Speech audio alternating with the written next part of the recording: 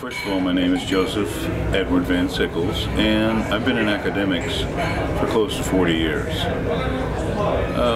I have been involved in teaching residents at 4 different teaching institutions. That would be Hahnemann Hospital in Philadelphia, West Virginia, University of Texas in San Antonio, and now most recently University of Kentucky.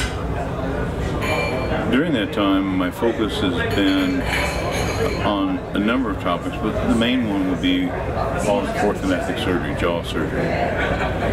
Because of that, I've published several papers in a few chapters. I'm a little over 196 papers and chapters written, mostly on jaw surgery. It's an area that fascinates me, but I will tell you that I've enjoyed sharing and working with friends here in Egypt. I enjoyed particularly being here in Egypt. I mean, this is an incredible exotic sight for me as an American to be sitting on the banks of the River Nile, watching, yesterday I saw the Sphinx, I saw the pyramids, I even rode a camel. It scared me a little bit, I'll be honest. And it's just a pleasure to be here.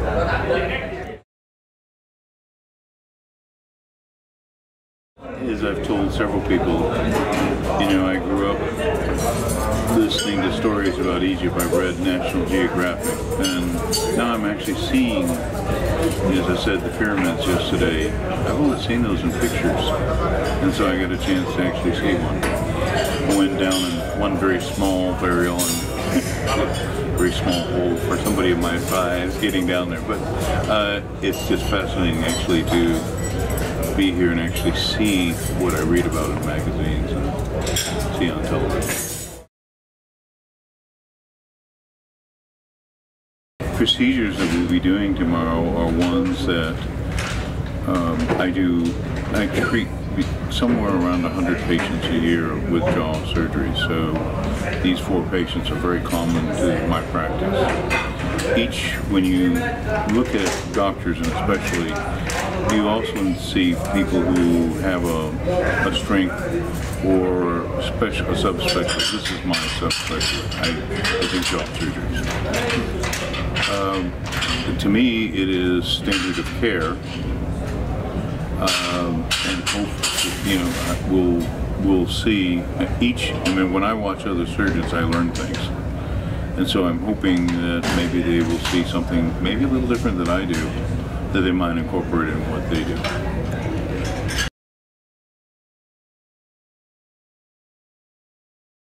Each of the patients has slightly different discrepancies.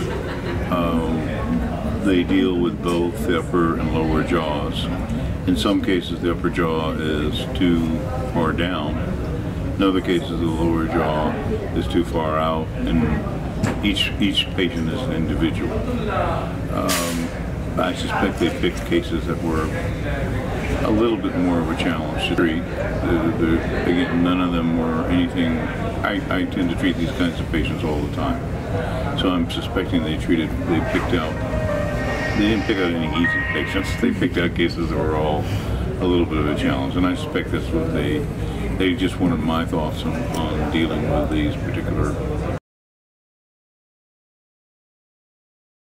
I think they've chose those because they're a little more of a challenge.